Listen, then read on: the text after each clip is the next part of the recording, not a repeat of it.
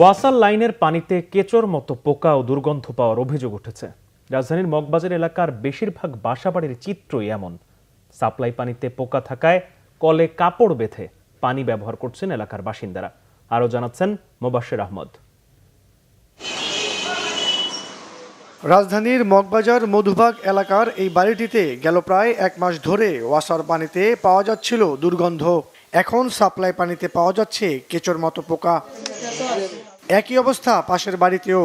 প্রতিটি ফ্ল্যাটের রান্নাঘর, বেসিন কি টয়লেট, কল ছাড়লেই পোকা বেরিয়ে আসছে ওয়াসার পানিতে।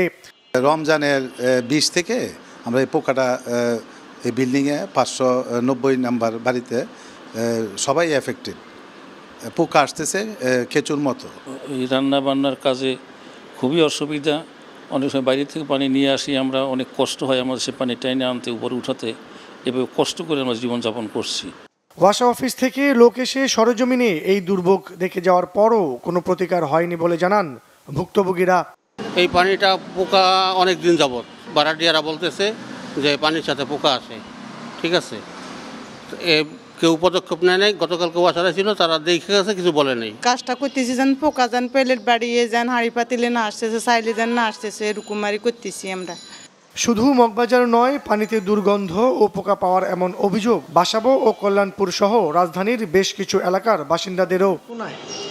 মোবাশ্বের আহমেদ, বাংলা ভিশন, ঢাকা।